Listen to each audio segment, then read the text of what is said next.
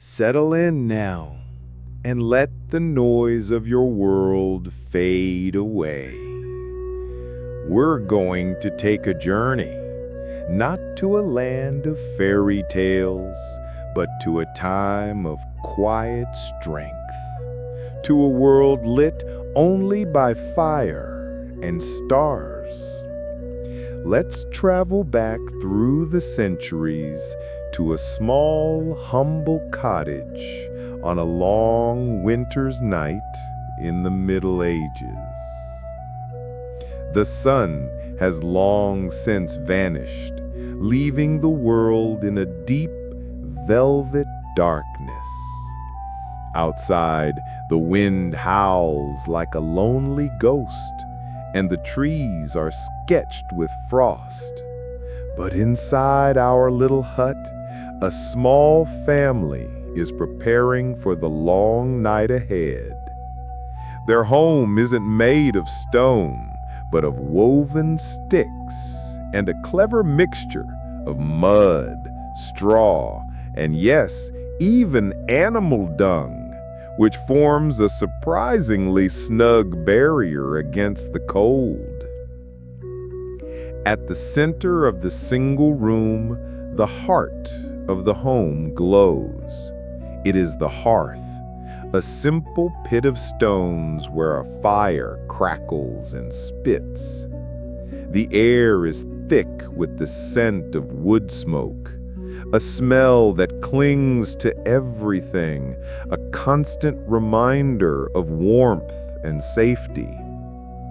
Earlier, they shared a hearty meal, a thick stew of turnips and barley, designed to sit heavy and warm in their bellies, a kind of internal furnace to fight the cold from within.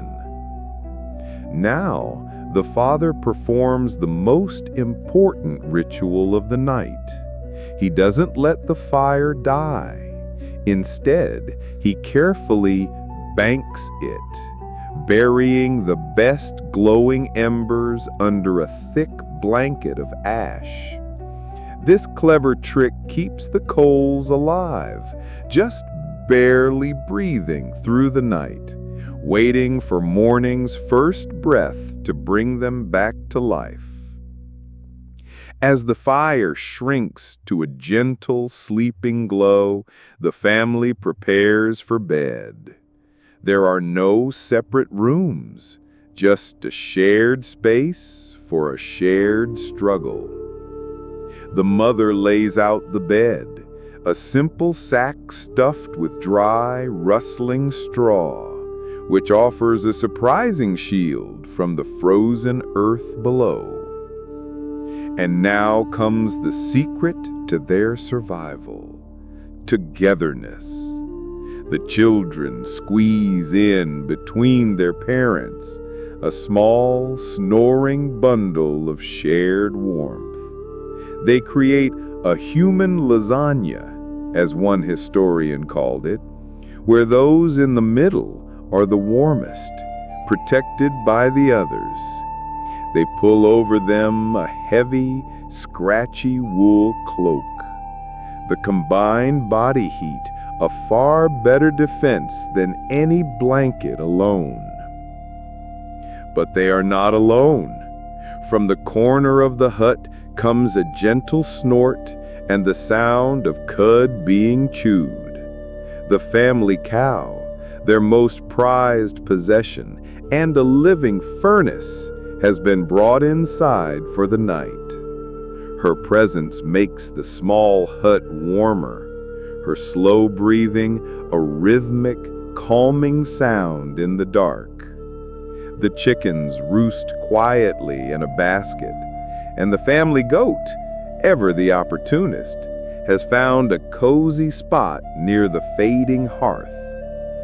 The air is a mix of smoke, animal, and human, but it is the smell of life, the perfume of survival. Sometimes, for an extra bit of comfort, the mother would have placed a flat stone in the fire earlier. Now, wrapped carefully in thick rags, it is slipped into the straw bed like a primitive heating pad, radiating a deep, comforting warmth for hours. Throughout the night, someone is always half awake, listening, not just for the howling wind, but for the breathing of the fire. They might take turns in shifts, one person rising silently to check the embers, ensuring the precious heat doesn't escape into the endless cold. And so, huddled together, family, animals, and all, they endure. They survive not with grand technology, but with simple, profound wisdom. The wisdom of the banked fire, the shared bed, the full belly, and the living warmth of community. As the first hint of gray light appears, the father rises. He uncovers the embers, and with a gentle puff of air and some dry kindling, the flame is reborn. They have made it. They have survived another night.